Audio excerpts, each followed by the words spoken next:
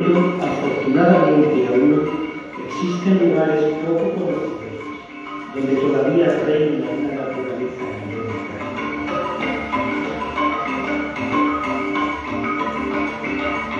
Grandes cercados, abruptas sierras, dehesas surcadas por pequeños ríos, cuyas aguas antaño movían las ruedas de los numerosos molinos harineros que se levantaban en su ribera, dominan este paraje. El abrigo del lince.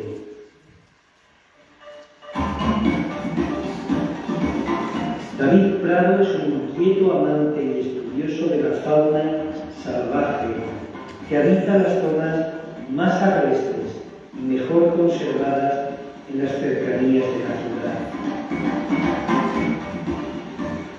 Hoy tenemos la oportunidad de recorrer estos lugares y de conocer algunos de los secretos que celosamente guardan.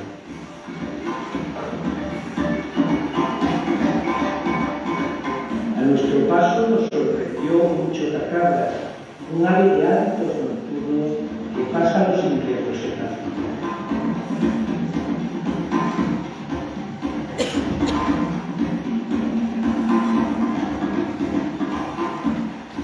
El fototrampeo es un método de seguimiento no invasivo muy útil para estudios y proyectos con fauna silvestre. Las cámaras de fototrampeo pueden utilizarse para estimar tamaños poblacionales, identificar la presencia de especies e incluso conocer el comportamiento de las mismas.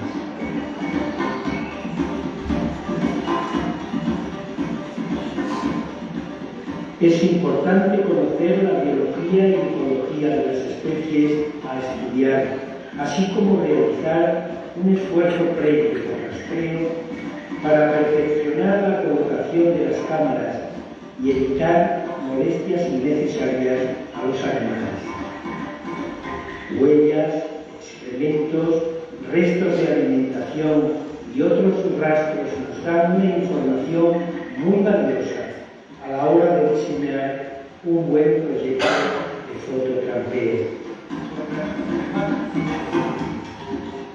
David es miembro activo de la Sociedad Extremeña de Zoología, una organización no gubernamental cuya finalidad es conservar la riqueza y biodiversidad del territorio extremeño por medio de la investigación, la elaboración de proyectos, acciones de conservación y la concienciación ambiental de los distintos sectores de población.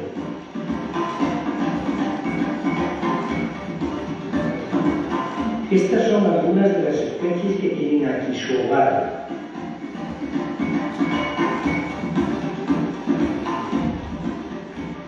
Debido principalmente a los hábitos nocturnos de la mayoría de estas especies, a menudo no somos conscientes de la rica diversidad animal que nos rodea. Cada uno de estos animales cumple su función en el ecosistema y la falta de cualquiera de ellos rompería el equilibrio que regula estos paisajes, como si el eslabón de una cadena se cerrara.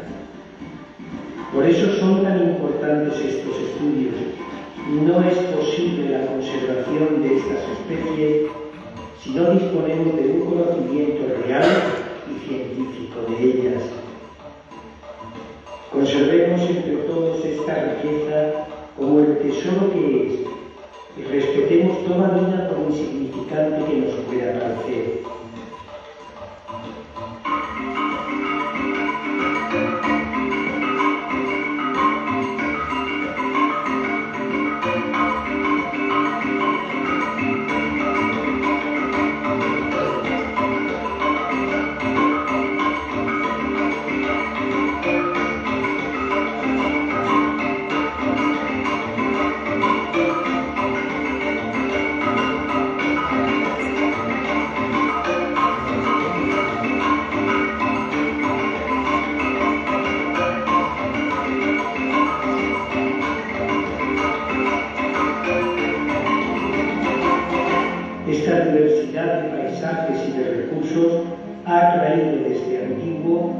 diferentes culturas, algunas de las cuales han dejado interesantes restos arqueológicos.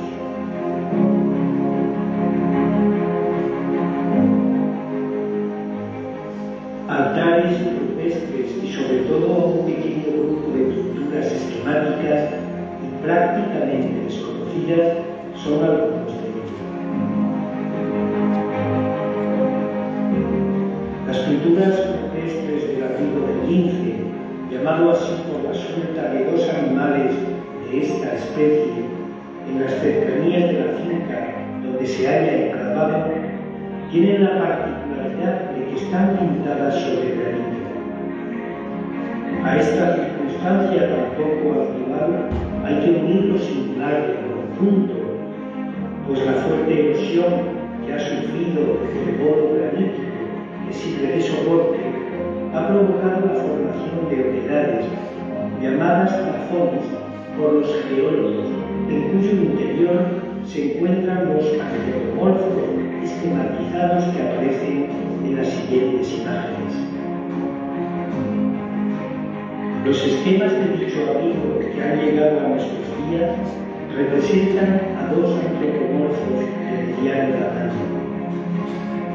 El tratamiento digital a que han sido sometidas las imágenes indica, sin embargo, que hubo algunos más, tal vez muchos más. El significado que sus autores se le quisieron dar y el objetivo con que fueron realizados nunca lo sabremos.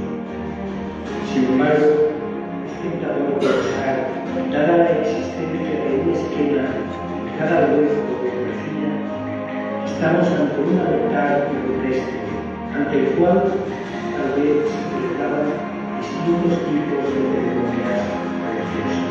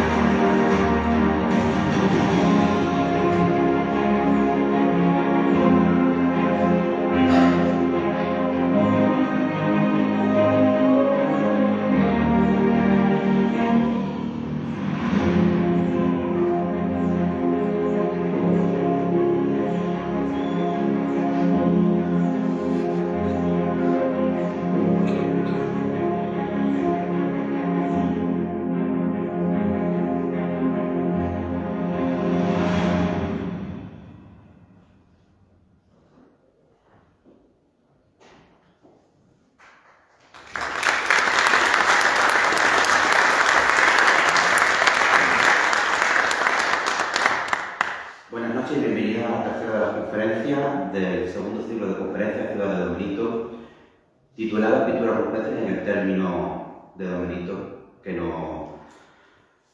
estará a cabeza noche de Alejandro González Pizarro. De la mano de David Prado, acompañados por Carlos Señor y Dovani, hemos visitado lugares secretos del término de Don Benito, donde todavía reina, a pesar del hombre, una indómita naturaleza y contemplamos una espectacular pintura rupestre desconocida para la gran mayoría. David Prado, quien a continuación tomará la palabra, es diseñador gráfico de profesión y naturalista por vocación, miembro de la Sociedad Extremeña de Zoología y editor de la publicación Scripta Natura, referente dentro de su sector. Ha colaborado con Dovani en sus facetas de recreacionista, El Orgullo del Puente de la Jara y El Incienso y Acero. Junto a otros compañeros, hace recreaciones de batalla del siglo XIII. David.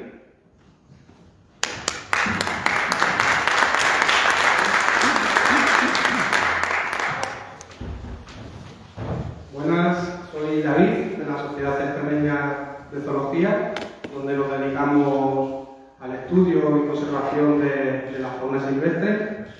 Y bueno, aunque el tema que... Bueno, primero dar las gracias a Antonio, a Daniel, a Alejandro y a todas las personas que han hecho posible que nos reunamos aquí hoy. Y bueno, el tema que se va a tratar aquí no es de lo que yo he querido hablar. Sí que hemos querido aprovechar la proyección de este vídeo para charlar un poquito sobre naturaleza y conservación. Como hemos visto en el vídeo, donde encontramos las pinturas, decidimos ponerle el nombre del amigo del lince. El nombre no es casualidad, el nombre es por la suelta bueno, más que por la suelta, por la población de lince de la que disfrutamos ya en nuestros alrededores. Eso mucho lo sabéis. Lo que a lo mejor poco sabréis es que la primera lincesa que llegó aquí lo hizo por su propio pie. O sea, no fue reintroducida directamente aquí. Ella recorrió un montón de kilómetros y decidió quedarse en esta zona. Y eso es por la riqueza natural, ¿no? Por la biodiversidad de la que disfrutamos todos, de la que nos rodea. ¿Por qué hablo de esto? Pues quería hablar del proyecto Iberlince, porque siempre nos están repitiendo lo perjudiciales que podemos ser para el medio ambiente, las plagas que son a lo mejor para el planeta, y aunque estas afirmaciones tienen parte de razón, yo pienso que sí, que las personas somos capaces de lo peor, pero también somos capaces de lo mejor. Y una muestra clara es el proyecto de conservación y reintroducción del lince ibérico. Estamos hablando de que hace unos cuantos años la población del lince ibérico estaba muy localizada en el sur de España, en Andalucía, y apenas tenemos 2 ejemplares. Y a día de hoy disfrutamos de más de 1000 ejemplares en toda la península ibérica, y su área de dispersión pues mucho más amplia, no solo en Andalucía, sino en diferentes puntos de Extremadura, en Montes de Toledo, y bueno, cada vez se están introduciendo más al norte. Y esto es gracias a todos nosotros, es gracias al trabajo de muchos profesionales de la conservación, pero también a la concienciación ciudadana de la población en general, al acuerdo con propietarios de fincas, es decir, que ha aunado el esfuerzo de muchísima gente, de mucho porcentaje de la población, y yo creo que es una muestra, pues eso, de que somos capaces también de hacer las cosas bien, que sí es cierto que cuando el lince estuvo al borde de la extinción también fue por culpa nuestra, muestra de que también somos capaces de lo peor, pero queremos con el ejemplo de su recuperación, y de que si queremos, pues también podemos hacer las cosas muy bien. Que tampoco hay que volverse locos con cambios drásticos ni cambios muy grandes en nuestra vida, ni hacer caso de todas las modas pseudoecologistas que nos pueden intentar imponer desde la televisión y desde los medios de comunicación, que en mi opinión muchas veces son modas que responden más al ámbito del consumismo y del capitalismo. Yo creo que cada uno de nosotros, en el fondo, sabemos cuando hacemos las cosas bien y cuando las podemos hacer un poquito mejor. A lo mejor renunciando a comodidades de nuestro día a día, haciendo pequeños gestos o pequeños cambios, podemos aportar mucho, más de lo que pensamos, a la conservación y de este medio ambiente, de la naturaleza en general. Porque, como os ha dicho también en el vídeo, esto es una cadena. El planeta es como una máquina con muchos engranajes donde todo está conectado. Desde el insecto que nos va a parecer más insignificante, que en realidad puede estar contribuyendo a la polinización de nuestros campos, a la creación de nuestro alimento, hasta la especie de la que estamos hablando, que es el lince, que es una especie con mucho más emblemática, con mucha más visibilidad, y que también aporta equilibrio, digamos, porque está comprobado, se han hecho varios estudios, por ejemplo, donde aparece el lince, disminuye la población de otros animales competidores, como el zorro o el meloncillo. Entonces, pues, estamos hablando que contribuye al equilibrio natural que debería haber de las especies. Y bueno, yo quería hacer una introducción y lo que quería hablar este tiempo a Alejandro con su conferencia, así que así a modo de conclusión simplemente pues recordar eso, que con pequeños gestos, cada uno aportando lo que podamos, y pues eso, a lo mejor simplemente se trata de realizar pequeños cambios, y que yo creo que cada uno de nosotros no hace falta que tenga nadie a decirnos nada, sino que sabemos lo que podemos aportar y lo que no, y con un granito de arena pues a lo mejor podemos estar haciendo más de lo que pensamos en favor de esta riqueza de la que disfrutamos y queremos seguir disfrutando. Así que nada más.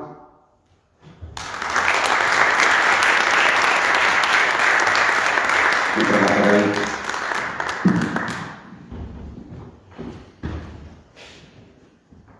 El conferenciante de hoy, Alejandro González Picarro, natural de Mérida, es profesor de ciencia, administrador y cabeza visible del grupo de Facebook Pintura Rupestre de Extremadura y uno de los componentes más activos desde su funcionamiento desde noviembre del 2011.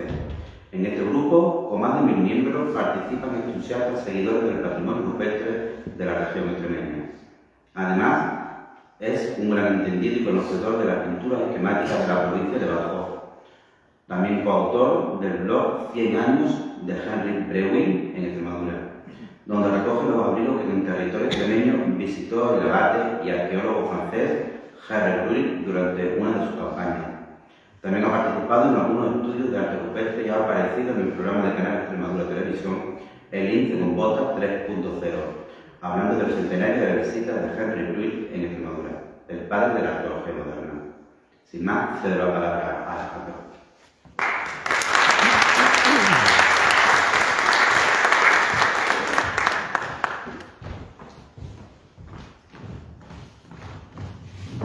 Buenas noches a todos.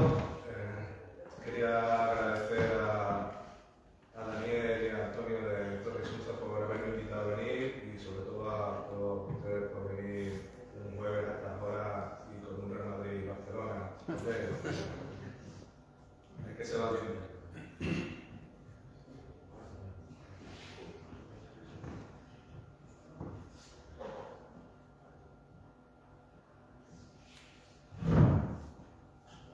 Vamos a ver un poquito una breve introducción a lo que son las pinturas rupestres que se conocen en el término municipal de León Benito. Para empezar, vamos a ver el abrigo del lince. Quizás algunas de las cosas que veamos ya las sabéis por el documental que acaban de proyectar.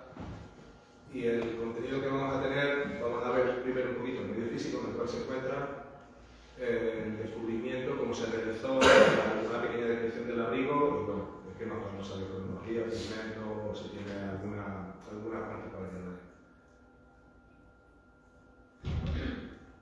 El medio físico ya lo conocéis, es ese magnífico emplazamiento que tiene León Benito, que es la finca parece la Serrezuela, ¿no? Forma parte del batonito central de Badajoz, ¿no? Que está formado por un grande barrueco, polo granítico y con un bosque mediterráneo bastante típico, aunque en algunas zonas está muy antropizado, solamente quedan jaras, pero en general está bien conservado. Aquí tenemos una foto y se ve lo espectacular de luz de primavera, ¿verdad? ¿Cómo se produjo este descubrimiento? Bueno, pues un senderista que se llama Enrique Javier Jiménez Durán, el cual no conozco personalmente, me gustaría, avisó a David Prado, que acabáis de ver, de que había visto algo en el paraje de la Serrezuela que pudiera ser pintura rupestre. A él le da unas indicaciones, él acude allí y efectivamente confirma que se trata de una pintura rupestre. El que nos conoce a nosotros, que somos un grupo de amigos, que nos llamamos, nos hacemos llamar nosotros el grupo Recordo, nos dijo lo que había visto y que nos invitó amablemente a ir a visitarlo y efectivamente fuimos para allá, comprobamos que era pintura rupestre, de bastante buena calidad y bueno, lo posicionamos, tomamos fotografías, vimos cómo era y dimos aviso a la Dirección General de Patrimonio para que lo incluyeran en la carta teórica, que hacemos con todas las pinturas que vamos a encontrar, ¿no? Para que quede constancia y que no se pierdan, ¿vale? ¿Cómo es este abrigo? Pues fijaos, ahí tenéis una foto. Se trata de una gran visera que está orientada hacia el sur y además tiene unas oquedades que han generado la erosión que se llaman tafones y dentro de esos tafones es donde se encuentran las pinturas.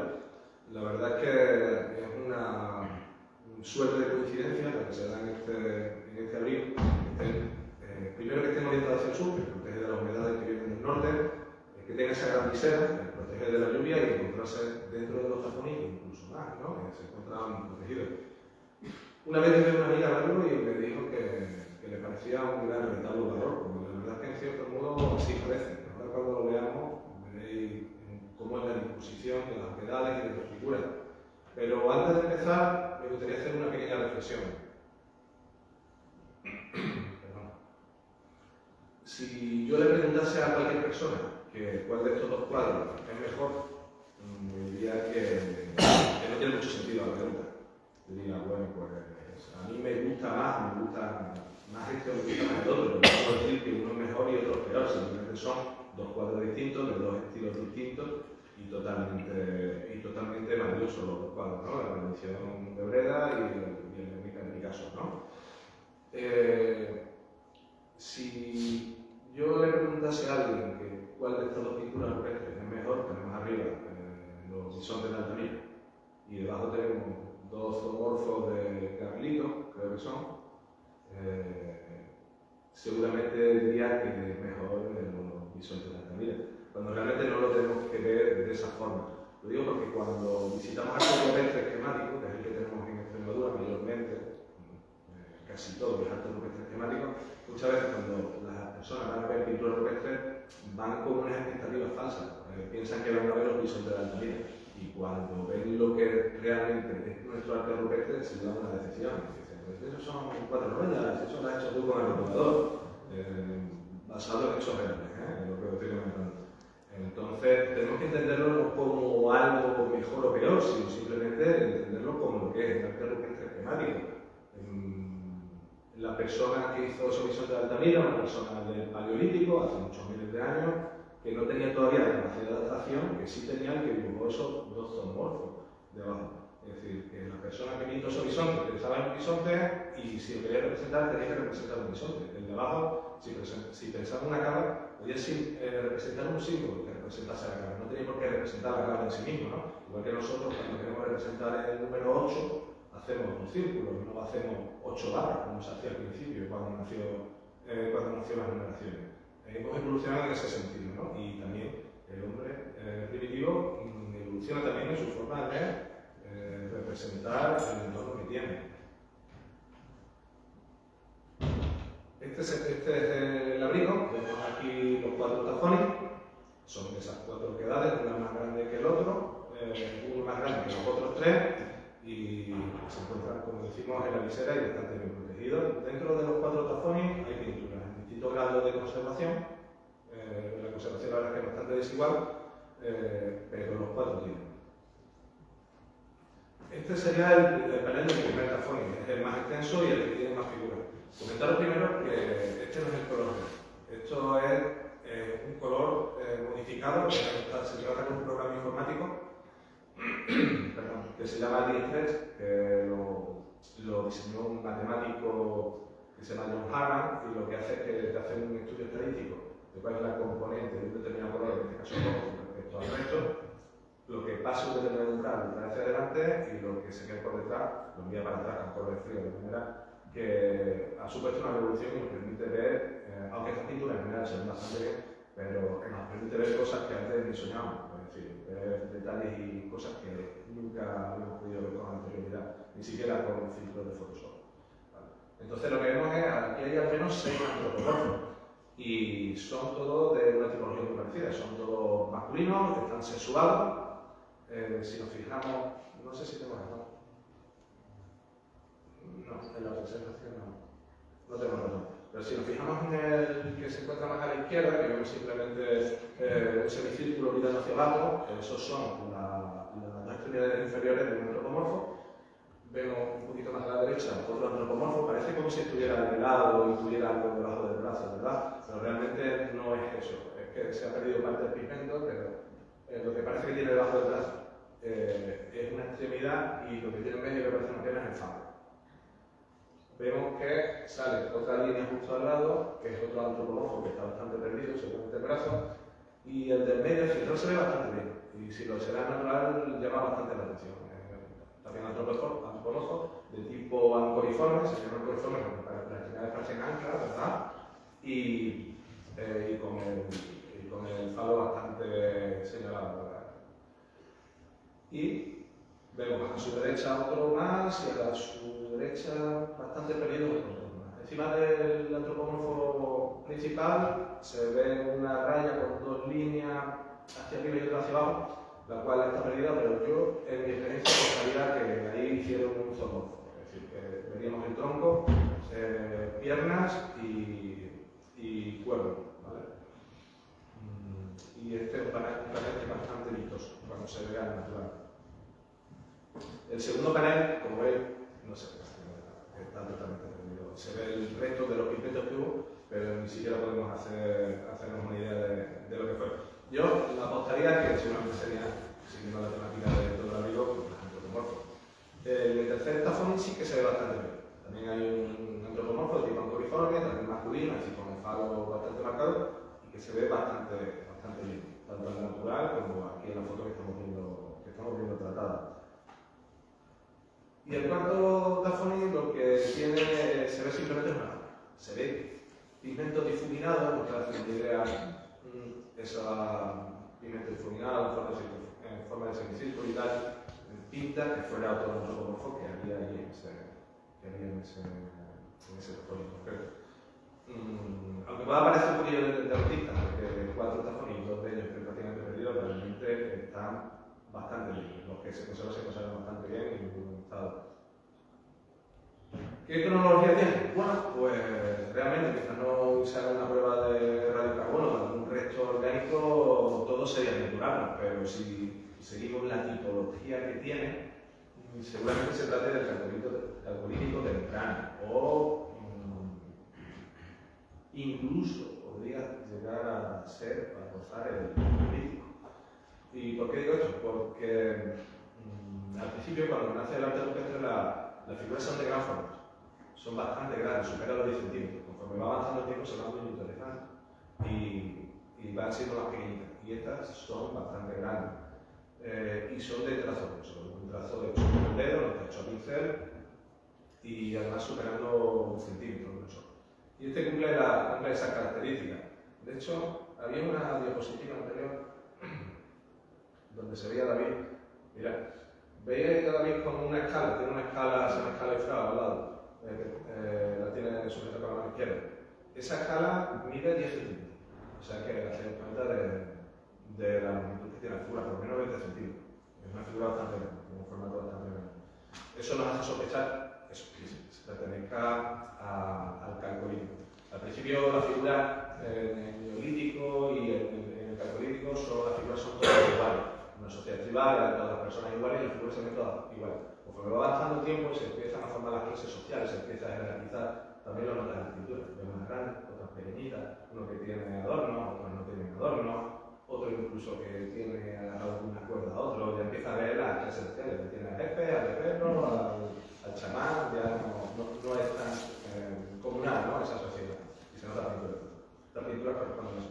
Y los pigmentos sí que están muy bien estudiados, porque parece ser que el personal de la Junta de Extremadura que fue a visitarla, dándose cuenta de la importancia que tenía este abrigo, han hecho un estudio con de la Universidad de Tomar, de Portugal, y de Ferrera, en Italia, han hecho un estudio de caracterización de los pigmentos. Entonces, utilizando distintas espectroscopías, especialmente espectroscopía Raman, han llegado a la conclusión de que están hechas de natita, lo que era bastante esperable, que es óxido de hierro. El óxido de hierro mezclado con un aglutinante, tinta y hacer la figura con el dos.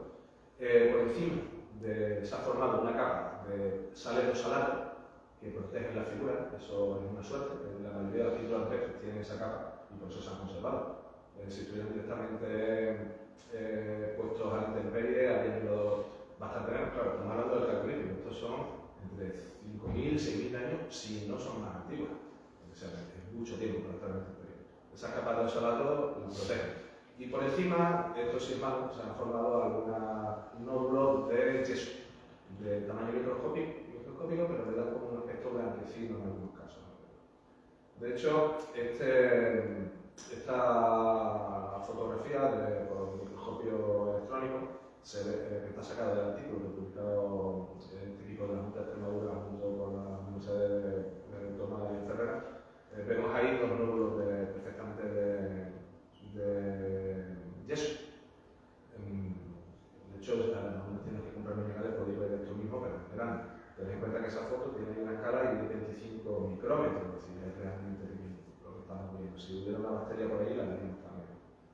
Se sitúa, como podemos ver en el esquema, la capa de granito, el pigmento, la capa de oxalato transparente y eso es como está formada la pintura. ¿no? Todo rescatado. ¿Qué particularidades tiene este abrigo? ¿Por qué llamó tanto la atención? ¿Por qué es tan importante? ¿Por qué fueron estudiando enseguida? Bueno, pues resulta que este abrigo es el único que existe en la provincia de Badajoz sobre el soporte de granito. En Extremadura existen no muchos, pero hay bastantes abrigos en granito, pero están todos en la provincia de Cáceres. El único que se encuentra en la provincia de Badajoz es este de Dominicana. Y además, su estado de conservación, cómo se ve la figura, destaca sobre todo encima. Se ve muy bien. Se ve que la persona que lo hizo la pintura con ciencia, la hizo bien impresa. Y para que regular. Si nos fijamos en este mapa de Extremadura, vemos que es que tampoco tenemos demasiado granito en la provincia de Badajoz. Tenemos el Batroito Central de Badajoz, vemos que hay en Mérida y algunas por el suroeste, de la zona de Santa Marta y demás, ¿no? Sin embargo, Cáceres sí que tiene bastante más batorito. La conservación tan buena pues, ha hecho que se convierta en un abrigo de referencia ya a nivel internacional. Aunque no llegue a gran público, pero realmente al público especializado sí. Está todo el mundo enterado de la existencia de este abrigo y su importancia que tiene. Os pongo aquí como ejemplo otros abrigos otras pinturas sobre granito, también están tratadas, ¿vale? Para que se vean bien. La que se encuentra en la esquina superior izquierda, no sé por qué he puesto esta foto, porque está terriblemente desenfocada, es de los Marruecos, en la partida de Cáceres. Hay un Marruecos enorme, muy grande, y tiene un agujerino muy pequeño por debajo, te metes al rectángulo y una vez que te metes, dentro te puedes poner de pie. Y está todo pintado, es una experiencia increíble. Pues esa foto me recuerda eso. La que tiene justo debajo, esa es de Romangol, de Nueva Albeina. También tiene varias pinturas de eso. La que se encuentra en medio arriba, esa la descubrió Juan Carlos Jiménez Bernal, es de Valencia de Alcántara, del paraje de las Lanchuelas, que es bastante extenso. No se ve tan bien como este, pero es muy extenso y tiene mucho tipo de motivo. El que se encuentra más abajo es de Jarilla, tampoco se ve tan bien como este, pero también es bastante interesante y además parece un milagro que se haya conservado por cómo está orientado el corto. Y el último, de la derecha, ese está más Alcántara. Lo encontró Alberto Blanco y es bastante interesante. Parece un hilo placa. ¿Qué conclusiones podemos sacar? Bueno, que se trata de un abrigo único en el arte rupestre,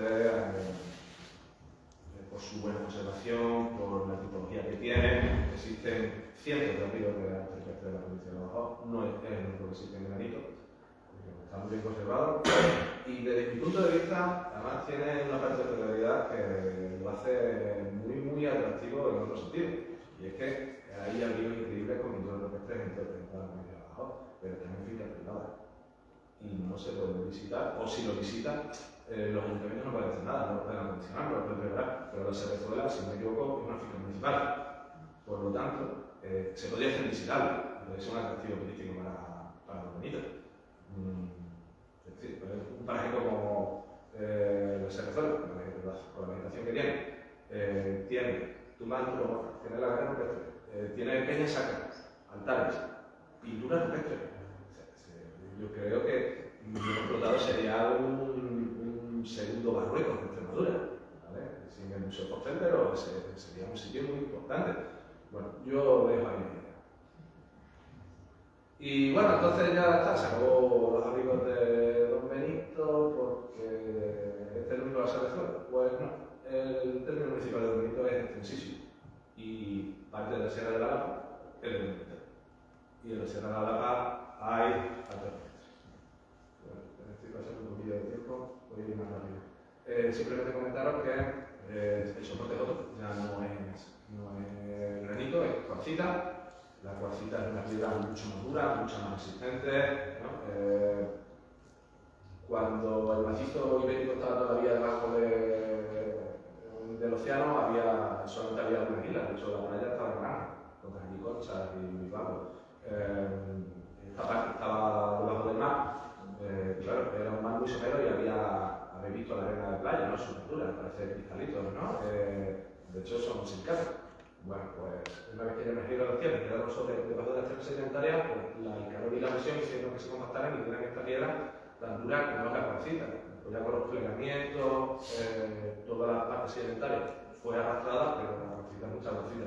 Y eso nos arrastró, por eso vemos los crestos de cuarcita encima de la montaña. Y este es un medio ideal para el arte PC porque es muy duro, suele presentar caras lisas y además suele ser clarito. Suele ser claro, no sé que tenga muchas inclusiones de hierro, pero suele ser bastante claro y resalta bastante la pintura. Medio físico, pues básicamente lo que hacemos. ¿Qué abrigos conocemos por ahora en la Sierra de la Lapa? Bueno, pues tenemos aquí el abrigo Adanillo, que fue descubierto por Carlos Señor y por José Sánchez, que están aquí los dos, por cierto, en una de sus excursiones, que los tenemos fotografiados junto con nuestro desaparecido Casimiro, que nos echamos mucho de menos. Y se llama Adanillo, le pusieron ese nombre porque hay una figura masculina y una figura femenina, una al lado del otro. ¿Y cómo sabemos con esas rayas que es masculino y femenino? Pues una tiene falo y la otra no tiene falo. Se ve con bastante claridad. Tiene muchas sales por encima. Se ve en la parte superior, tiene bastante sales, en la parte inferior pues se ve, está la foto tratada de ser bastante mejor. Si se eliminasen esas sales, pues se vería bastante bien. El otro abrigo que encontraron las mismas personas, Carlos Señor y José Sánchez Luis, es el abrigo del antropomorfo. Está hecho, es distinto, es de trazo fino, es de otra época.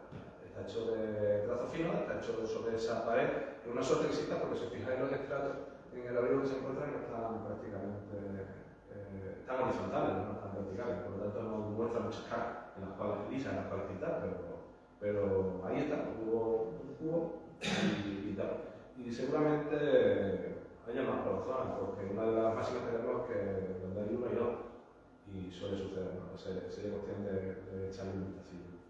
Y el tercero que conocemos, y que a mí me gusta muchísimo, es el abrigo cagueado, el abrigo Francisco Colmiguel, y que es bastante extenso. Coge toda esa visera que veis, o sea, son muchos metros de abrigo, y tiene una particularidad muy curiosa, y es que quitando pocas excepciones, está todo hecho de puntos.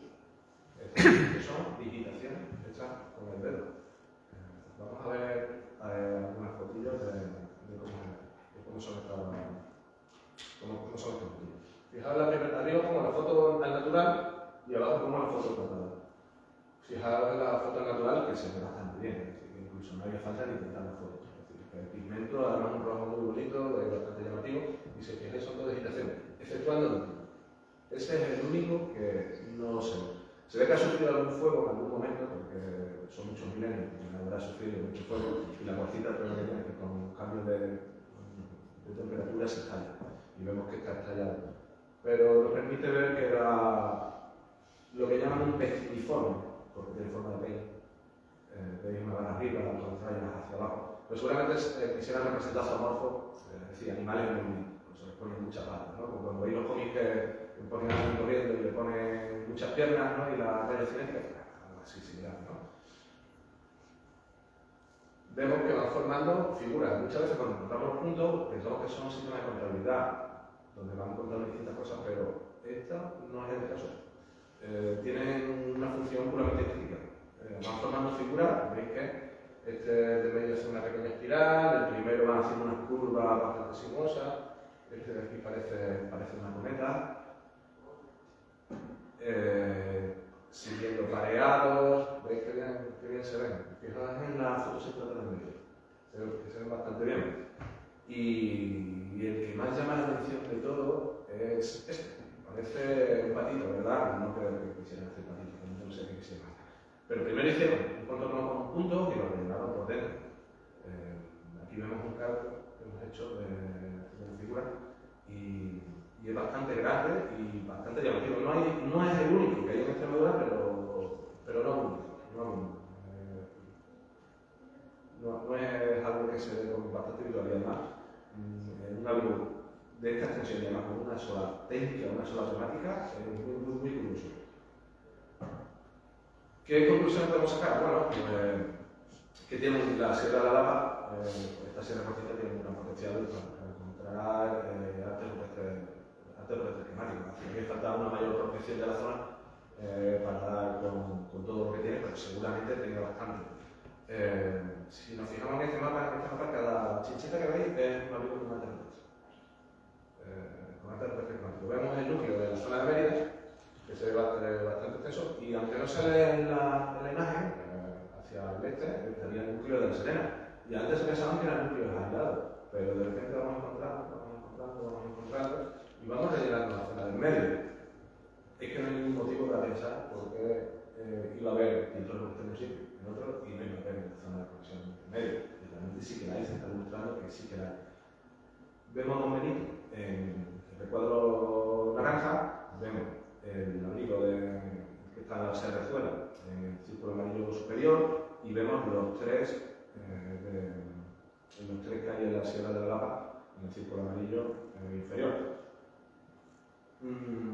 Hay más en la Lapa, lo que pasa es que no pertenece al término municipal de Benito. Pero fijaos ese círculo rojo. Ese círculo rojo pertenece al término municipal de Benito. Y también son sierras con cretones cuarcíticos. No tan abundantes como la Sierra de la Lapa, pero a verlos hay. Seguramente haya pinturas especiales. Simplemente habría que mirarlo, ¿no? Ir para allá y verlo. Don Benito, a pesar de que siempre tengamos en mente que es la Vega Godiana, que es un llano, que hay nada, realmente tiene un potencial bastante grande en el exterior. Y por mi parte terminado, simplemente comentaros que si alguien está interesado en tener esta presentación, para verla con detenimiento, simplemente que puede escanear el código QR y llevará a donde tenga una chica, ¿vale? Si lo quiere descargar, lo quiere entender, ¿vale? Bueno, esto es todo. Muchísimas gracias.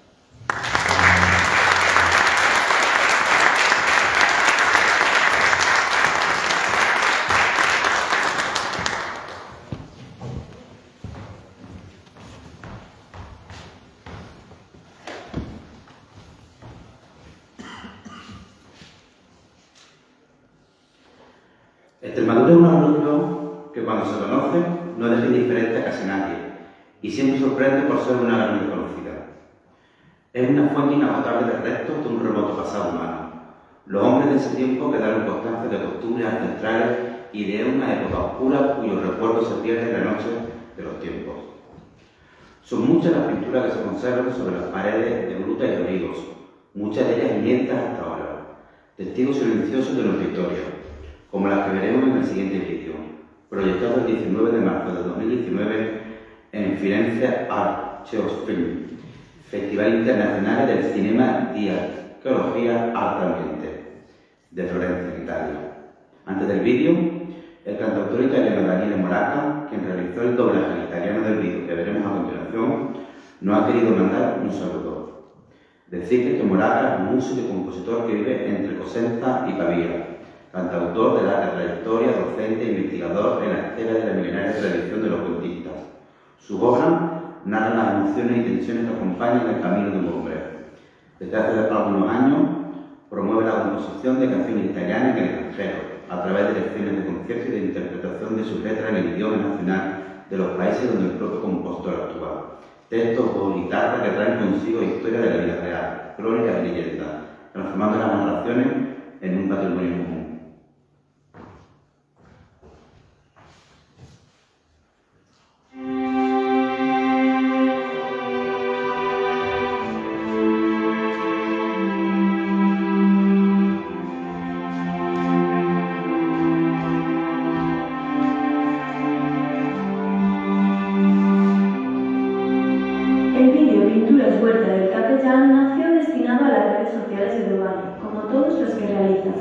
No tenía guión, ni por supuesto presupuesto. Fue a Carlos Señor a quien se le ocurrió la idea de mandarlo al Festival de Italia, y para nuestra sorpresa fue seleccionado y proyectado en el certamen junto a grandes producciones internacionales. Para la proyección en el festival fue doblado al italiano por el cantante Daniele Moraca, quien amablemente nos manda un saludo. Ciao, sono Daniele Moraca e sono un cantautore calabrese qui in Italia. Volevo ringraziare amici miei che vivete in Estremadura, che sarà un posto bellissimo, almeno per il documentario, ho avuto il piacere di doppiare, è un posto fantastico. Io sono contento di aver partecipato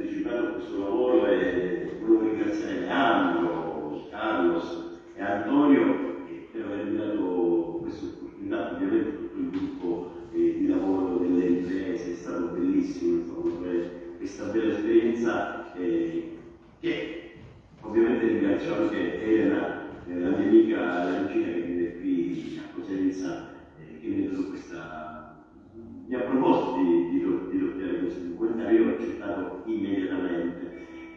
Mi piacerebbe anche saper parlare e cantare soprattutto in spagnolo. Io ci provo, vi lascio questo saluto musicale che per me è brevissimo e vi ringrazio ancora per questo lavoro bellissimo che avete realizzato.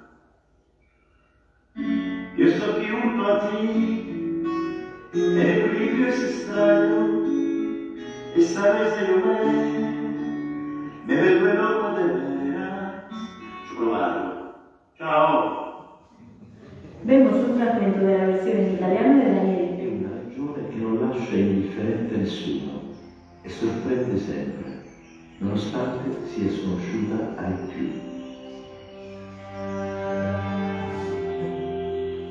È una fonte inesauribile di resti di un remoto passato, di prove delle usanze ancestrali degli uomini di allora e di un'epoca oscura la cui memoria si perde nella notte dei tempi.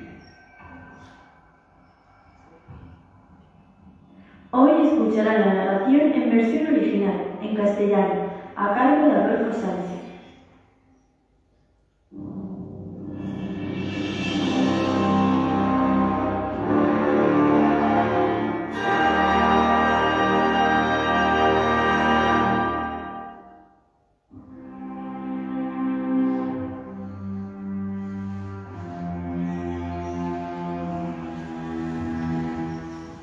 Extremadura es una región que cuando se conoce no deja indiferente a casi nadie y siempre sorprende por ser una gran desconocida.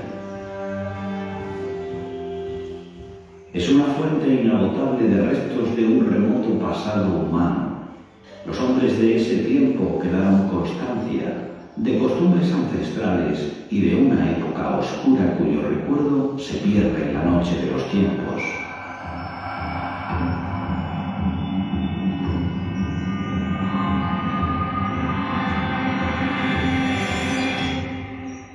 Son muchas las pinturas que se conservan sobre las paredes de grutas y abrigos, muchas de ellas, como las que veremos en este vídeo, inéditas hasta ahora, testigos silenciosos de nuestra historia. Pinturas Huerta del Capellán.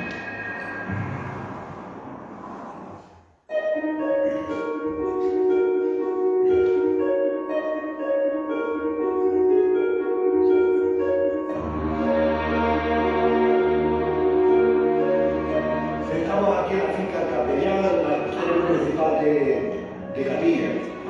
Vamos a dirigirnos ya acá, hemos llegado al punto, nos vamos a dejar los coches y vamos a ir caminando hacia buscando el baño. Y desde ahí vamos a empezar a buscar.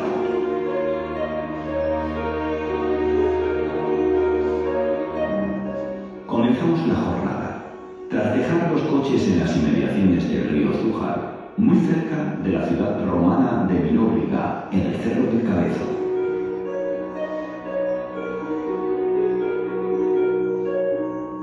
El paisaje que nos rodea va cambiando a medida que se va avanzando, pasando de dehesas a huertas y de estas hasta acabar en la falda de la sierra con el típico matorral mediterráneo abundante en esta zona.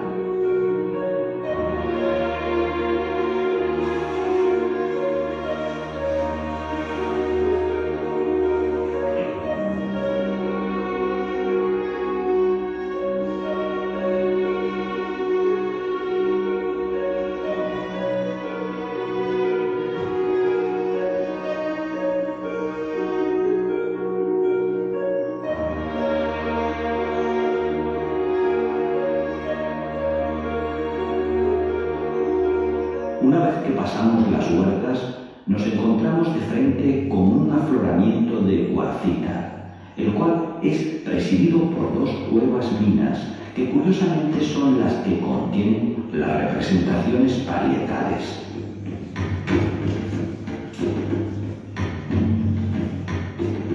Nos encontramos en la cueva mina más visible y cercana a las huertas.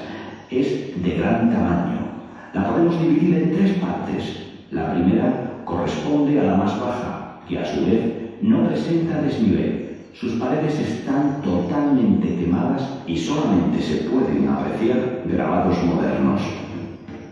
La segunda parte, a pesar de presentar un menor grado de inclinación que la tercera, es sin duda la que peor acceso tiene. Tuvimos aquí un Clipperlax. Esto era el fondo del océano, entonces caminaba el agua y se retiraba pues, en la playa, ¿no? Dejando toda la marquita, eso es un clip de esa zona, ¿no? Bueno, queda utilizada y después salió la superficie. De manera de ser marquita que es animal del playa. Pero la zona parece que está publicada o es de la zona de la casa, en el fondo es la playa. En este segundo tramo encontramos alguna raya y otra serie de pigmentos que no se conservan en buen estado. Por último, llegamos a la tercera parte, en la cual podemos distinguir 3 paneles con representaciones. En este podemos observar una serie de rayas de color rojo de diverso tamaño. Y por fin, llegamos al panel principal. Este se encuentra en la techumbre de la cueva mina, y en él se encuentra una serie de representaciones de un excelente estado de conservación, de gran tamaño, trazo grueso y pigmento denso, siendo este de una tonalidad rojiza oscura. En la primera parte se distinguen unas líneas curvas concéntricas que conforman un semicírculo en cuyo centro se dispone una línea vertical. En el centro del panel podemos observar 3 figuras. La primera, de abajo arriba, es un antropomorfo, el cual presenta una prolongación del tronco, lo que interpretamos como un atributo sexual masculino. Por encima de este antropomorfo observamos 2 círculos concéntricos. Esto tiene difícil interpretación, pero probablemente pueda significar un escudo o poblado. A su vez, en la parte superior se encuentra un gran ramiforme, ligeramente inclinado, cuya técnica y pigmentos son similares a los anteriores.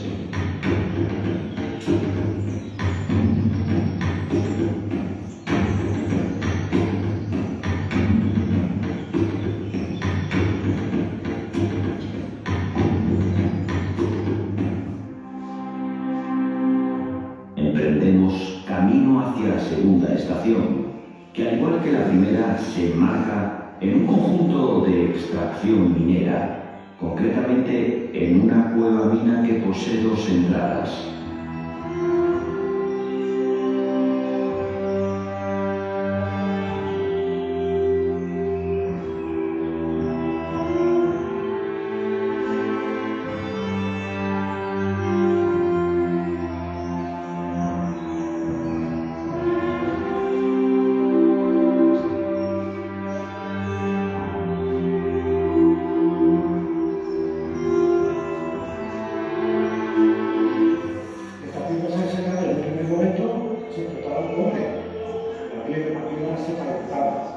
No se enseñaba completamente y se le prendía.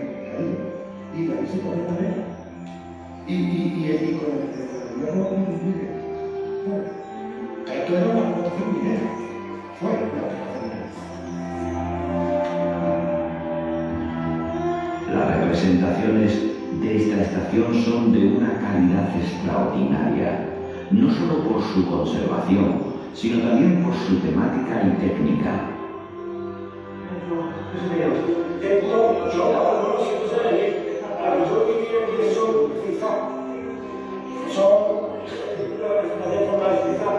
Lo que puede ser una forma, pero muy pequeña. Yo nunca había visto este uniforme tan chiquitito,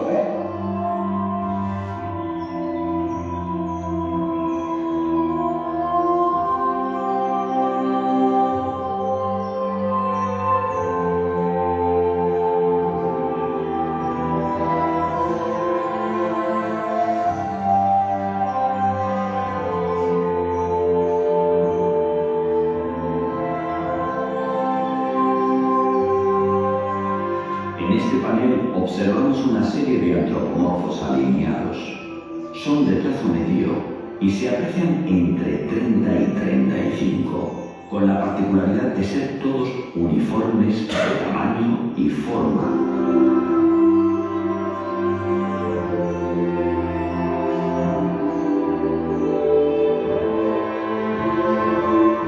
Aunque algunos de ellos presentan diferencias como la ausencia de extremidades inferiores o tres con un tamaño y trazo superior a la media.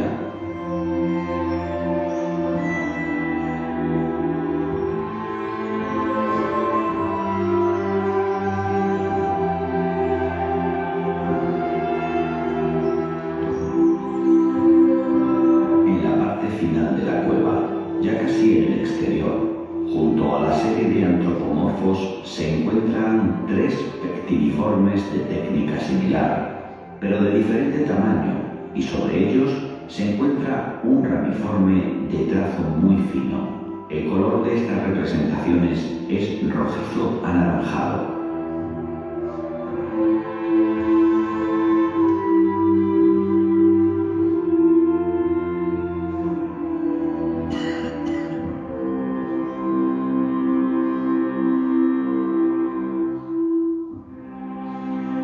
En un pequeño entrante aparece un antropomorfo con tres pares de brazos, de una técnica y trazo refinados, en una tonalidad más granate que el resto. Por debajo de esta aparece una figura que nos impresionó a todos por utilizar una técnica que hasta ahora no habíamos visto. La imagen es un antropomorfo que, al igual que el anterior, parece que posea una especie de tocado, pero la particularidad radica en la composición de las extremidades superiores de este antropomorfo. Los brazos están compuestos por una sucesión de puntos formando un semicírculo.